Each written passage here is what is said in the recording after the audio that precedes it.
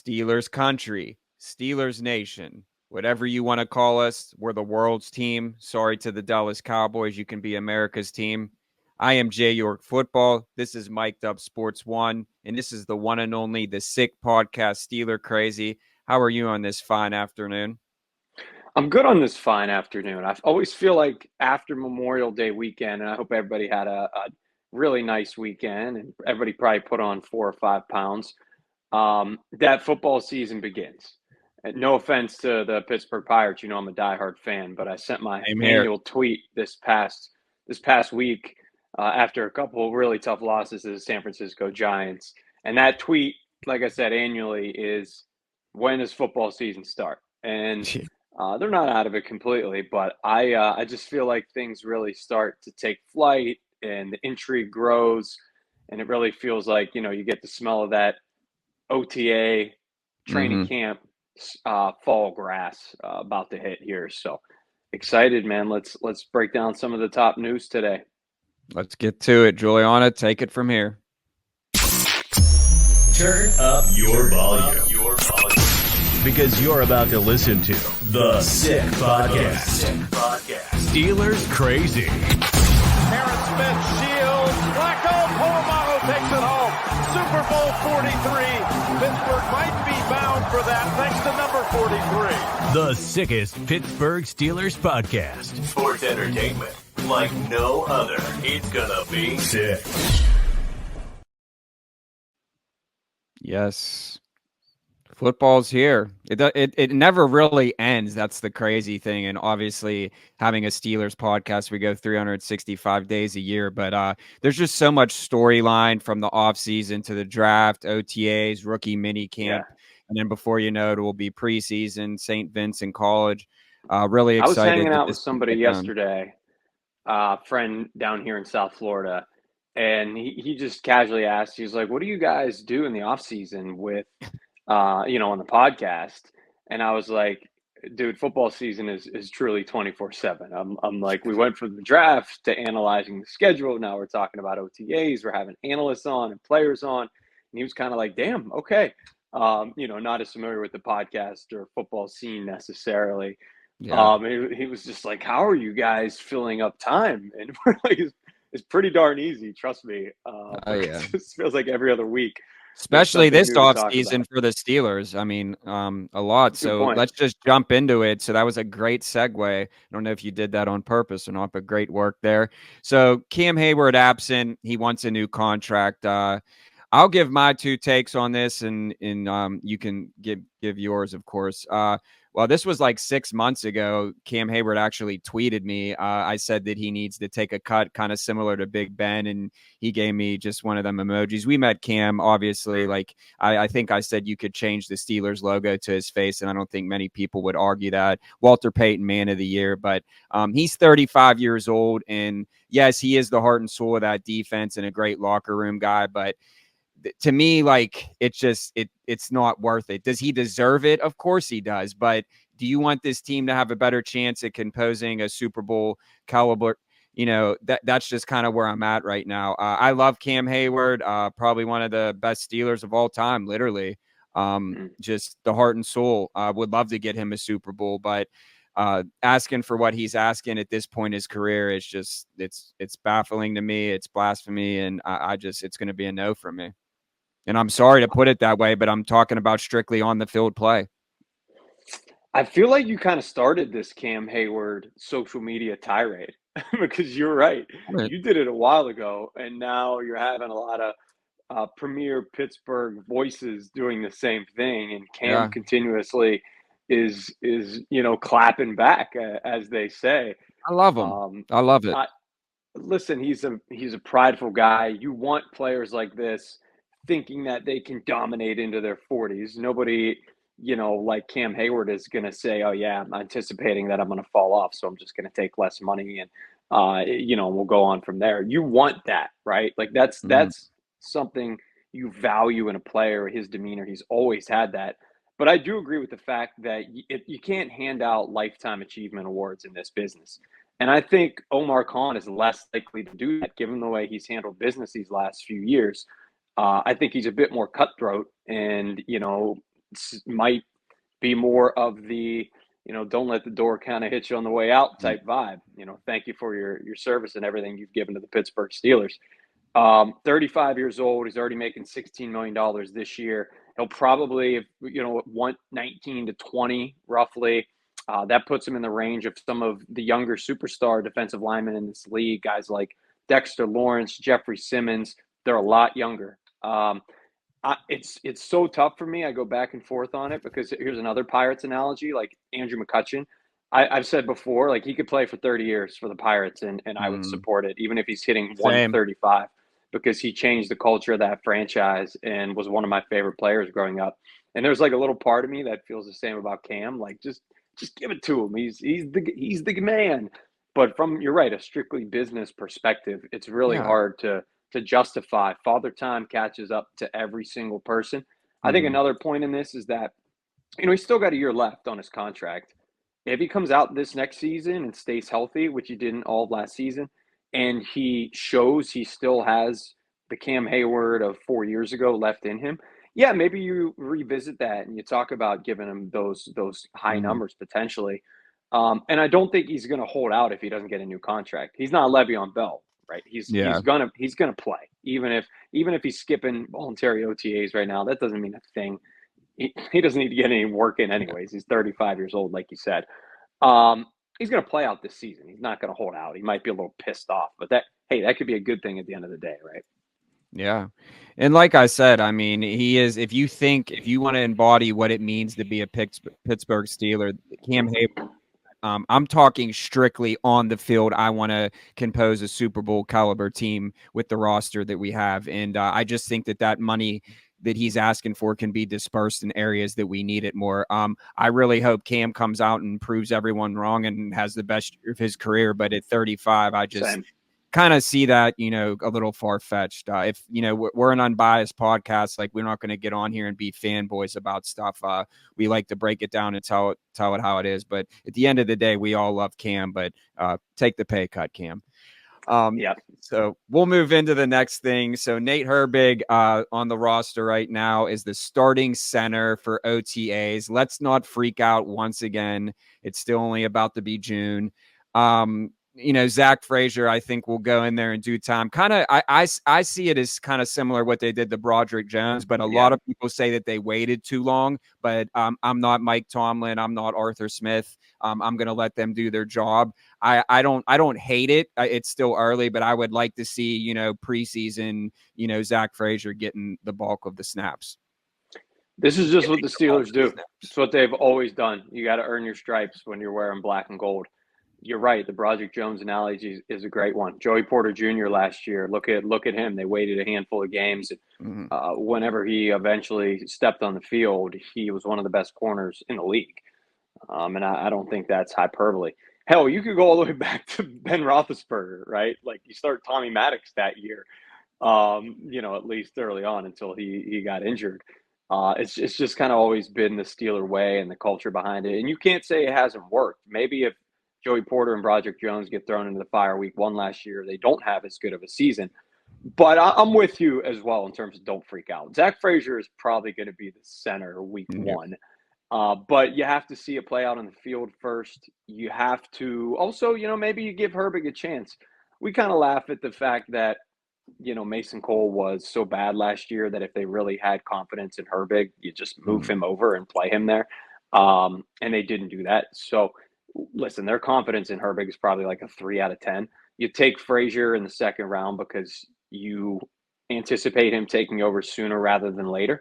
I hope it happens week 1, but given the way that they have handled things in the past few years, I wouldn't be shocked if it wasn't him in week 1. Yeah, I agree. I'm not, freaking out yet. All right, so our next subject is, would you bring back Juju Smith-Schuster? I think we kind of disagree here. My answer is no. I just think that ship is sailed. I know that everyone's saying Van Jefferson is just a guy. I think that he has potential to be a little more than a guy. I think that there's, Roman Wilson stepping up. I just think that there's more potential in the Steelers wide receiver room. I still think, like, I do agree with you with Kelvin Austin. I think that, he is just a gadget, but I just think that, like, I get that for the price and the production, but like I would rather bring someone, from another team, a free agent, something like that, than bring Juju back. I just think that, that ship is sailed, and I don't really want to think too much into it. Same thing, like I don't want Steeler fans, please stop talking about Kenny Pickett, because guess what? He does not play for the Pittsburgh Steelers. He plays for the Philadelphia Eagles. Kind of the same thing. Like I get the connection, but I just don't, as far as the production and the price, it's just a no from me. Yeah, I love a good debate. We rarely disagree on this show, so we got to embrace it every once in a while. And I posted that the other day on Twitter, and I had a lot of people disagreeing with me. Some people on my side as well.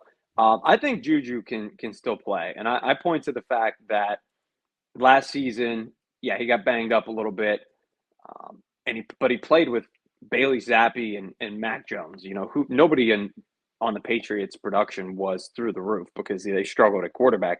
If you look at the year before, playing with Patrick Mahomes, put up 80 catches, almost 1,000 yards, was a key contributor in the Super Bowl, caught the game-winning touchdown. Or not the game-winning touchdown, I'm sorry, had the big pass interference call before Sky Moore, New Kensington's very own, caught the game-winning touchdown. I think he has some juice left in the tank.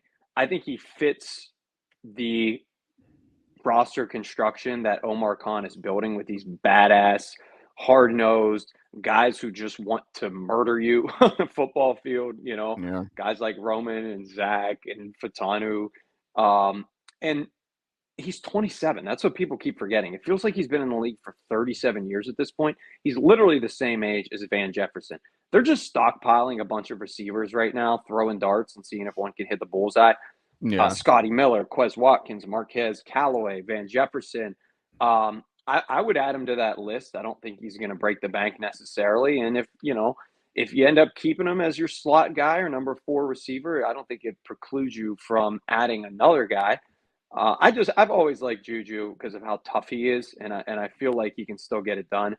I don't care as much as to what happened last season because nobody was going to get it done in that Patriots offense. They overhauled quarterback, that says a lot right there.